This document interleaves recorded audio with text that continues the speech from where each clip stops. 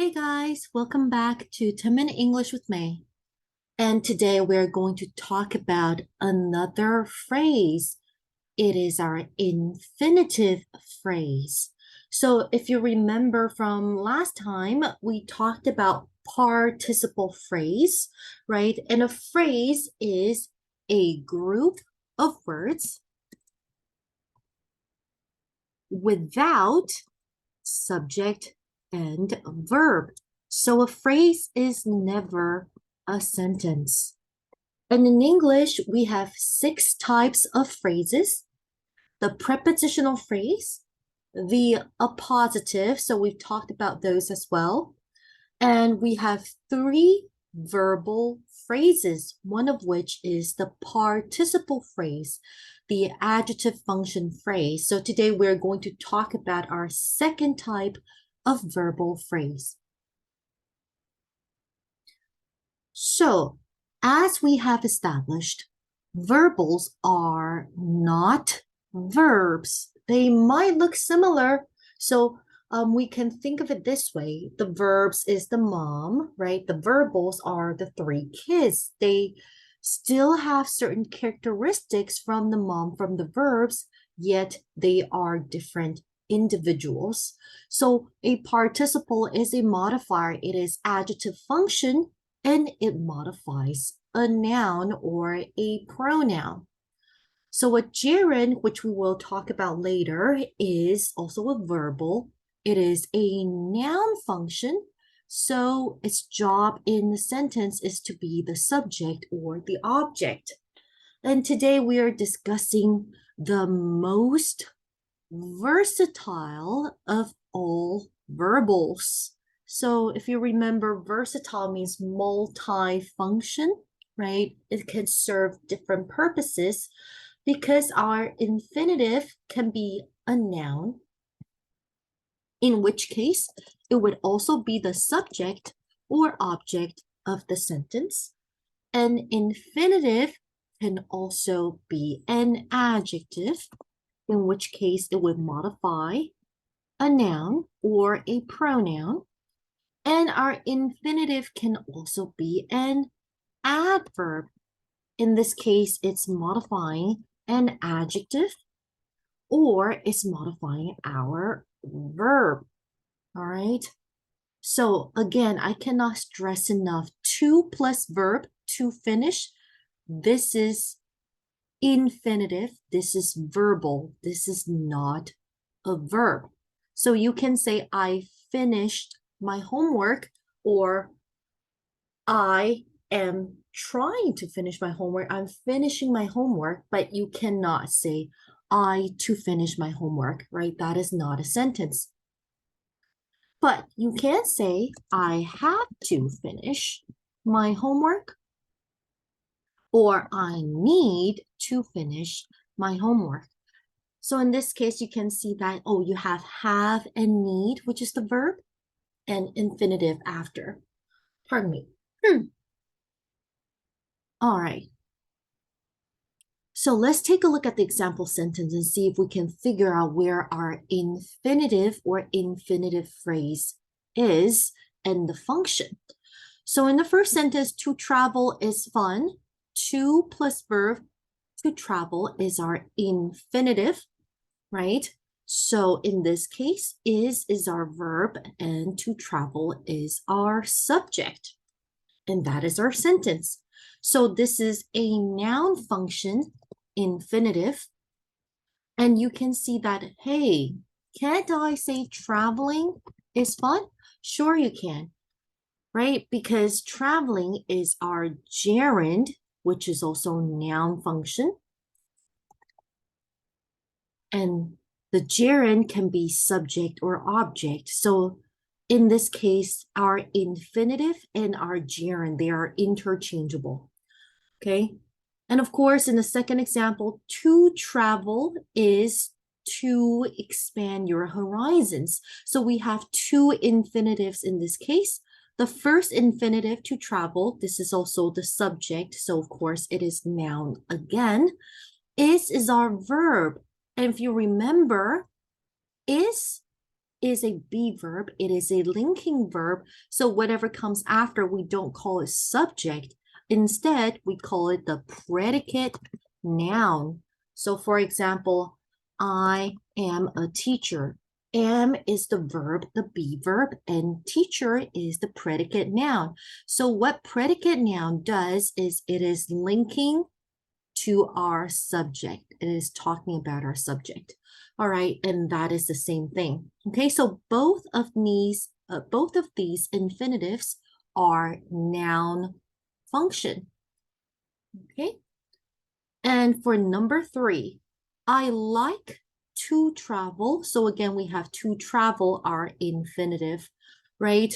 And what is it doing in this sentence? I is the subject, like is the verb, and to travel is the object. So we know that, okay, so this is also a noun function infinitive, but because it comes after a transitive verb, it is our direct object.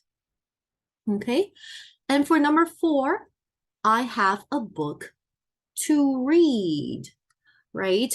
So what is to read doing here? It is actually modifying the noun that comes before the book. So what would modify nouns?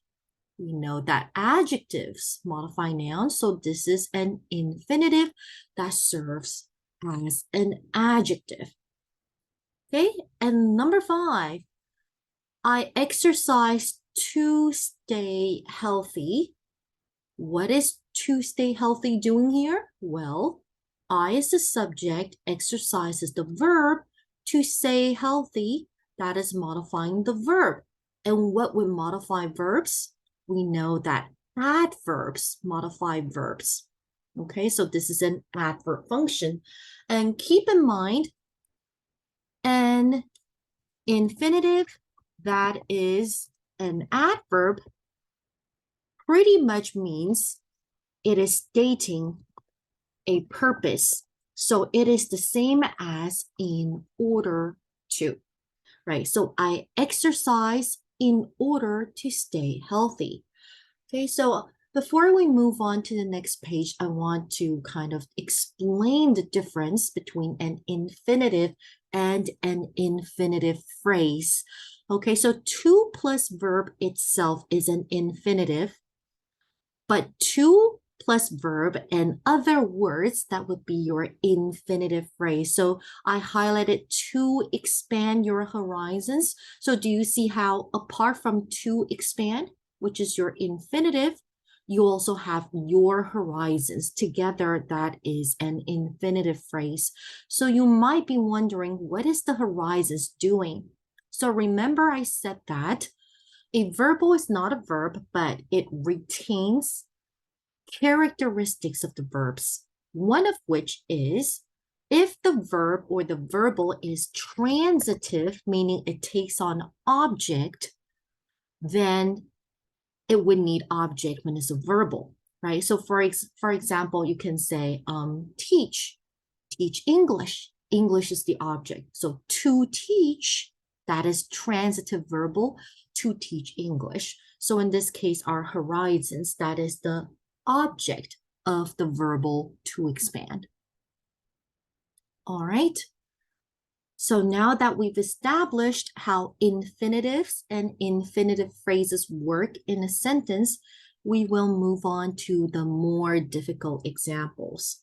Okay, so let's see if we can identify our infinitive phrases. Number 1, to complete the financial report will take several hours. This is our infinitive phrase, right? Because to complete is the infinitive. And since complete is transitive, it needs to take on the object, the financial report. However, the entire infinitive phrase is functioning as the subject of the sentence. So, to complete, blah, blah, blah, will take several hours. And this is a noun function infinitive phrase. Okay, so can you change it to a gerund phrase? Of course. Completing the financial report will take several hours. Okay, so number 2, are you planning to invite everyone in the office? Okay, so again, to invite is our transitive verbal. So if it's transitive, it needs to have object, right? So, and keep in mind that we can have a phrase within a phrase. So in the office, this is what we learned in the very first class, right? This is our prepositional phrase inside. But for this sentence, you is subject, are planning, this is our verb. Planning what? Planning this. So our entire infinitive phrase is functioning as the object, and that makes it noun function as well. All right. Number 3, disposable contact lenses are now available to replace the hard lenses. So to replace is our infinitive, right? The hard lenses, that is the object of the infinitive because replace again is transitive. So what is this entire infinitive phrase doing? Well, it is modifying the adjective that comes before. So what can modify an adjective? Adverb. So this is our adverb function infinitive phrase. All right. And number 4, in an effort to improve public education, businesses are adopting schools. So to improve public education. So to improve is our transitive infinitive. So that's why public education is the object of the infinitive, right? What is it doing here? Well, it is modifying effort, which is a noun. So what do we use to modify nouns? Adjective. So this is an adjective function infinitive. All right. In our last sentence, many of her colleagues are eager to read her recently published novel. So to read her recently published novel, to read is our infinitive, right? Which is transitive. So read what? Read the novel. This is the object of the infinitive. And like our example number 3, it is modifying an adjective, right? So this is our adverb function infinitive, okay? So that is infinitive phrase. It can serve as the noun, which is the subject or the object of the sentence. It can serve as an adjective, like in example number 4, in which case it modifies a noun.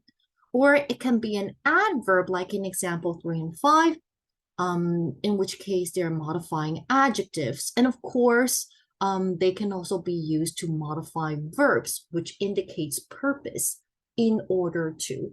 So I study to pass the test. I study in order to pass the test. And that would be an adverb function as well. Okay, so that's it for today. Thank you. Bye-bye.